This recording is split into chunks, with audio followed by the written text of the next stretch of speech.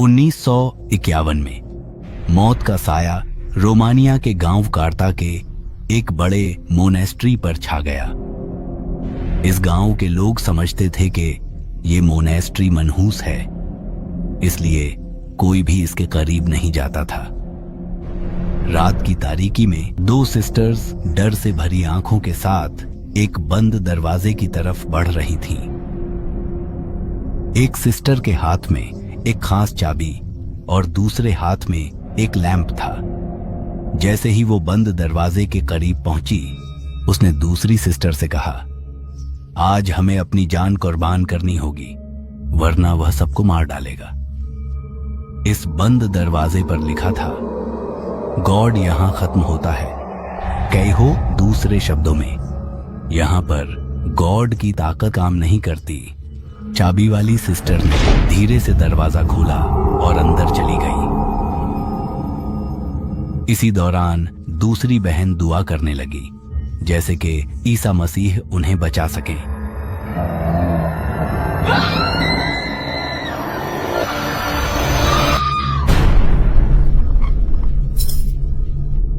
तुम्हें पता है तुम्हें क्या करना है?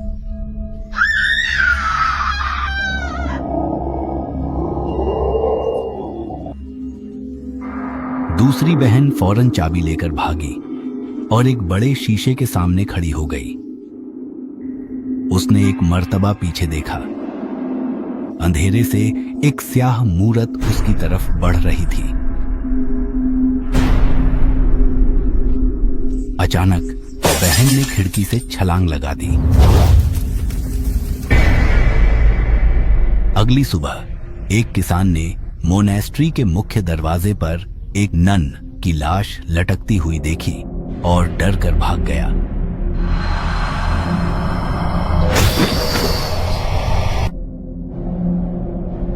इसी दौरान वेटिकन सिटी के मुख्य पादरी बिशप सेंट कार्ता मोनेस्ट्री में एक राहिबा की खुदकुशी से परेशान था। उसने एक प्रीस्ट जिसका नाम एंथनी बक था को इस वाकया की तहकीकात के लिए भेजा। उसके साथ एक और राहिबा भी थी जिसका नाम आयरीन था। सिस्टर आयरीन में कुछ खास सलाहियत थी। सबसे अहम यह कि उसके होश हद से ज्यादा तेज थे। वो हर किस्म की बुराई को महसूस कर सकती थी और पहले से जान सकती थी कि आगे क्या होने वाला है। वो अक्सर रूहों को भी देख सकती थी।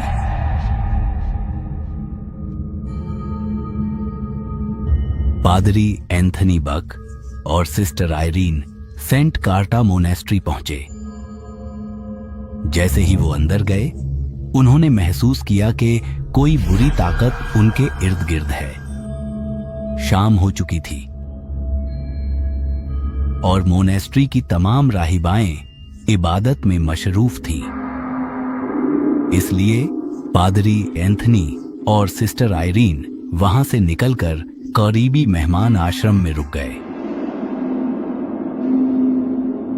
आधी रात पादरी एंथनी बक ने एक छोटा लड़का देखा। डैनियल, तुम यहां हो? उस लड़के को देखते ही पादरी बक के जहन में एक पुराना वाकया ताजा हो गया।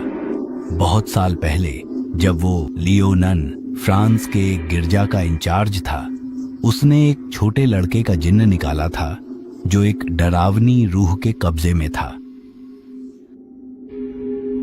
एक्सोर्सिज्म के दौरान जहां रूह बैठती है, वहां बहुत दर्द होता है।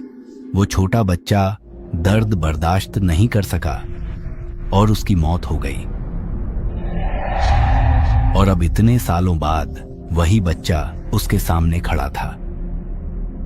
अचानक वो लड़का भाग गया। पादरी बक ने उसका पीछा किया। वो उससे एक कब्र के सामने मिला। जैसे ही वो उसके करीब गया, अचानक उस लड़के के मुंह से एक सांप निकलकर पादरे बक पर हमला कर दिया। तभी पादरे बक एक ताबूत में गिर गया और कॉफिन का ढक्कन बंद हो गया। एक ही वक्त सिस्टर आयरीन ने अपने ख्वाब में देखा कि प्रीस्ट बक खतरे में है। वो फौरन जाग गई और उसे बचाने के लिए बाहर निकली। अपनी अजीब ताकतों की मदद से उसने कब्र ढूंढ ली और प्रीस्ट बक को बचा लिया। जब उन्होंने कब्र के अंदर देखा तो वहां एक हैकल और कुछ बहुत पुरानी किताबें पड़ी थीं। वो सब किताबें लेकर मेहमान खाने वापस आ गए। उस रात उनके साथ ज्यादा कुछ नहीं हुआ।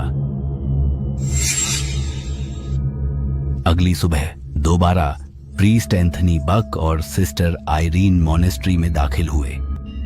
सिस्टर आयरीन नन्स के हिस्से में चली गई, जबकि मॉनेस्ट्री के बड़े हॉल में प्रीस्ट एंथनी बक ने वो किताबें पढ़ना शुरू की जो कल रात कब्र से मिली थीं।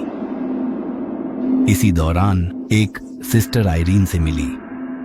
उसने आयरीन को एक कमरे में ले जाया। उस नन का नाम सिस्टर वन्ना था। सिस्टर आयरीन ने उससे पूछा कि ये मॉनेस्ट्री इतनी अजीब क्यों लगती है। तो सिस्टर वन्ना ने एक वाकया बयान किया। बहुत सालों पहले ये मॉनेस्ट्री असल में एक महल था। ये महल उस वक्त के किंग ऑफ कार्ता ने बनवाया था। वो एक शैतानी पूजक था। वो इस महल में लोगों की कुर्बानियां देता और शैतान की इबादत करता था। एक दिन यहां एक जहन्नुम का दरवाजा खुल गया और वहां से एक खौफनाक रूह बाहर आने लगी। तभी चर्च के सिपाहियों ने हमला करके उस बादशाह को मार डाला। वो रूह जीसस क्राइस्ट के खून की वजह से वहां कैद हो गई और वो दरवाजा बंद हो गया। मगर वर्ल्ड वॉर आली के दौरान ये मॉनेस्ट्री मुख्तलिफ जगहों से टूट गई, जिसकी वजह से वो दरवाजा दोबारा खुल गया और वो रूह आजाद हो गई। इसी दौरान जब प्रीस्ट एंथनी बक किताबें पढ़ रहा था तो उसे ये मालूम हुआ कि वो सियाह ताकतों वाली रूह वालक है। वो जहरीले सांपों की ताकत से भरा हुआ है। कोई भी शक्ल ले सकता है और लोग नुकसान पहुंचा सकता है। कल रात जो डेनियल बना हुआ था वो असल में वालक था। उसने समझ लिया कि इस मॉनेस्ट्री में कोई भी जिंदा नहीं है। वालक ने सबको मार दिया है। वो फौरन आयरीन को ढूंढने लगा और उसे एक कमरे के अंदर मिला। वो उसे लेकर बड़े हॉल के सामने आया। वहां जाकर उन दोनों ने देखा कि एक नन जमीन पर पड़ी है। आयरीन ने जैसे ही उस नन को देखा वो हिल गई। ये सिस्टर वन्ना थी और वो मर चुकी थी। तब आयरीन को समझ आया कि जिससे वो इतनी देर से बात कर रही थी वो असल में एक रूह थी। अचानक वो मुर्दा नन आयरीन पर हमला कर गई। उसी वक्त प्रीस्ट एंथनी बक ने एक क्रॉस नन के माथे पर रखा और एक तावीज पढ़ना शुरू किया। वो नन आग में जल गई और गायब हो गई। सिस्टर आयरीन ने अपनी खास ताकतों की मदद से वो चाबी ढूंढ ली जो उस संदूक को खोल सकती थी जिसमें जीसस क्राइस्ट का खून था। दोनों एक छुपे हुए कमरे में घुसे और उस संदूक को पा लिया। सिस्टर आयरीन ने जैसे ही संदूक खोलना चाहा, वालक वहां पहुंच गया। प्रीस्ट एंथनी फौरन वालक के सामने आया, मगर वालक ने उसे जोर से दूर फेंक दिया। फिर वालक ने आयरीन का गला पकड़ लिया और उसे हवा में उठाया। उसी वक्त सिस्टर आयरीन ने जीसस क्राइस्ट का खून वालक पर गिरा दिया। अचानक वालक का जिस्म जलने लगा और वो हमेशा के लिए इस दुनिया से मिट गया। साथ ही सेंट कार्ता की मॉनेस्ट्री दोबारा पाक हो गई। यह कहानी द नन फिल्म से प्रेरित है, जो द कॉन्जरिंग यूनिवर्स का हिस्सा है। द नन की संक्षिप्त कहानी फिल्म 1952 में रोमानिया के एक दूर दराज के मठ सेंट कार्टा मॉनेस्टेरी की घटनाओं पर आधारित है। जब वहां एक नन की आत्महत्या होती है तो वेटिकन इस रहस्यमय घटना की जांच के लिए फादर बर्क और एक नौसिखिया नन सिस्टर आयरीन को भेजता है। जैसे ही वे मठ में पहुंचते हैं, उन्हें एहसास होता है कि वहां कोई अंधेरी और शैतानी शक्ति मौजूद है। उन्हें पता चलता है कि यह शक्ति वालक नामक एक प्राचीन दानव है जो एक नन का रूप लेकर लोगों को डराता और मारता है। फिल्म में पता चलता है कि यह मठ पहले एक महल था जिसे एक शैतान पूजक ड्यूक ने बनाया था। उसने एक रिचुअल के जरिए नर्क का दरवाजा खोल दिया था, लेकिन चर्च के पादरियों ने जीसस क्राइस्ट के खून से उसे बंद कर दिया गया। लेकिन वर्ल्ड वॉर 2 में हुए बमबारी से यह दरवाजा दोबारा खुल गया, जिससे वालक बाहर आ गया। फिल्म के क्लाइमैक्स में सिस्टर आयरीन और फादर बर्क जीसस क्राइस्ट के खून की मदद से वालक को हराते हैं और उसे हमेशा के लिए बंद कर देते हैं। हालांकि फिल्म के अंत में यह संकेत दिया जाता है कि वालक की शक्ति अभी भी दुनिया में कहीं न कहीं मौजूद है, जो बाद में द कॉन्जरिंग 2 में देखने को मिलती है।